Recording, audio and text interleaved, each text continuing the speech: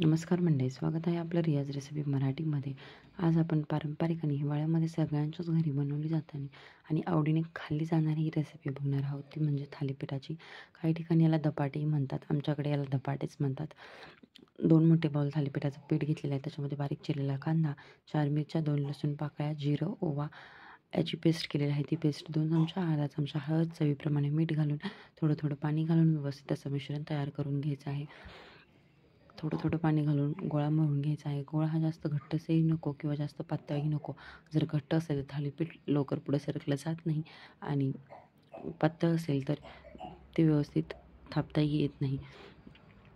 आपण एक कॉटनचा कपडा घ्यायचा आहे ओला करून. कॉटनचा कपडा नसेल तर तुम्ही साधा रुमालही घेऊ शकता. मी इथे रुमाल घेतलेला आहे ओला करून. तो फोल्ड करून असा पोळपाटावरती अंथरून घ्यायचा आहे. त्याच्यावरती एक पाण्याचा शिंतोडा देऊन तयार पिठाचा आपल्याला एक गोळा घ्यायचा आहे. तो त्याच्यावरती ठेवून परत त्याच्यावरती एक थोडंसं नॉर्मल पाण्याचा शिंतोडा द्यायचा आहे आणि बोटांवर त्याचं थालीपीठ थापून घ्यायचं आहे. थालीपीठ थापताना थोडं थोडं पाण्याचा हात घ्यायचा आहे, जेणेकरून त्या हातालाही चिकटलं जात नाही आणि व्यवस्थित थापता येतं. इथे बघू शकता आम्ही बोटांवरती कसं थालीपीठ थापून तयार आहे आपलं. आमच्याकडे थालीपीठ हे बोटांवरती थापलं जातं. त्यानंतर 3 ते 4 असे छिद्र पाडून घ्यायचं आहे, जेणेकरून थालीपीठ आतपर्यंत बसलं जातं. तवा गरम आहे, तव्यावरती तेल पसरवून घ्यायचं आहे व्यवस्थित पूर्ण तव्याला आणि त्याच्यावरती थालीपीठ सोडायचं आहे. थालीपीठ सोडल्यानंतर वरतून पाण्याचा एक शिंतोडा द्यायचा आहे, जेणेकरून थालीपीठ हे रुमालापासून अलगद वेगळं होतं. रुमालाला अजिबात चिकटत नाही. इथे बघू शकता पाण्याचा शिंतोडा देऊन नॉर्मल असं प्रेस केलेलं आहे. थालीपीठ आपल्या रुमालापासून अलगद वेगळं झालेलं आहे. अजिबात रुमाला चिकटलेलं नाही आहे. इथे झाकण ठेवून एक 5 मिनिटं वाफ काढून घ्यायची आहे. वाफ काढल्यानंतर आपल्याला थालीपीठ असं पलटी करून घ्यायचं आहे. थालीपीठ पलटी करताना उलटण्यावर थोडंसं तेल घेऊन कडेने असं सोडायचं आहे, जेणेकरून जसं आपण थालीपीठ पलटीत जाऊ तसं ते तेलामुळे ते पटकन सरकत जातं आणि पहिलं थालीपीठ हे तव्याला चिकटतंच. मग तवा कोणताही असो ते पटकन असं उलटलं जात नाही. इथे बघू शकता कसं चिकटलेलं आहे तव्याला. आपण थालीपीठ उलटून घेतलेलं आहे. कसं खरपूस असं भाजलेलं आहे. आलटून पलटून व्यवस्थित भाजून घ्यायचं आहे. भाजताना थोडंसं उलटण्याने प्रेस करायचं आहे, जेणेकरून थालीपीठ हे व्यवस्थित पचलं जातं. तो बघू शकता आपलं थालीपीठ हे कसं खमंग भाजून तयार आहे. दोन्ही साईडनी याला व्यवस्थित असं भाजून घ्यायचं आहे आणि आपण प्लेटमध्ये काढून घेणार आहोत थालीपीठ. सेम प्रोसेस बाकी सगळ्या थालीपीठांची हीच करायची आहे. पहिल्यांदा जेव्हा आपण थालीपीठ टाकतो तव्यावरती, तेव्हा तवा हा पूर्ण तापलेला असावा. जास्तही नको तापलेला, नाही तर काही वेळा थालीपीठ पचत नाही आणि ते करपले जातं.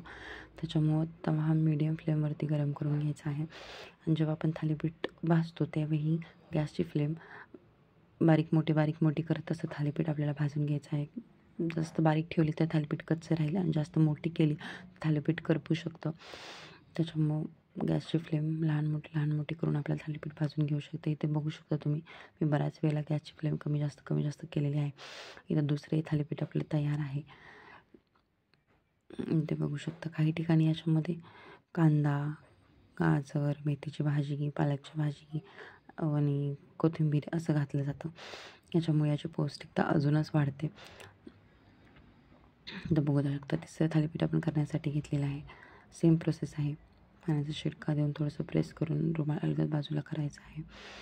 हे बघा एका साईडने रुमाल निघत नाही आहे, इथं थोडा चिकटलेला आहे, तर त्या साईडनी न ओढता आपण दुसऱ्या साईडने रुमाल बाजूला करणार आहोत, जेणेकरून ते रुमालासोबत थालीपीठ चिकटलं नाही पाहिजे.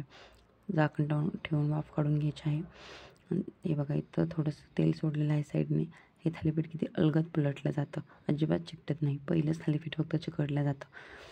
आमच्याकडे थालीपीठ हे चवळीच्या उसळीसोबत खाल्लं जातं. तुमच्याकडे कशासोबत खाल्लं जातं नक्की कमेंट करून सांगा.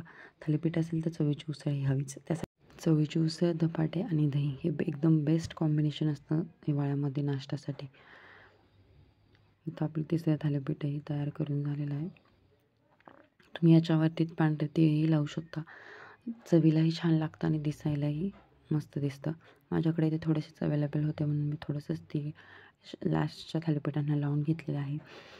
सगळ्या थालीपीठांना लावणं एवढं नव्हतं माझ्याकडे. इथं आपण तिसरंही थालीपीठ लावून घेतलेलं आहे. हे बघू कसं खरपूस मस्तपैकी भाजलेलं आहे थालीपीठ. आपण हे थालीपीठ काढून घेतलेले गरमागरम खमंग असे थालीपीठ तयार आहेत. म्हटलं तसं मी चवळीची उसळ बनवलेली आहे. दही काही माझ्याकडे आज अवेलेबल नव्हतं. थालीपीठ एकदम मस्त आणि झणझणीत झालेले आहेत. तुम्ही एकदा नक्की ट्राय करून बघा.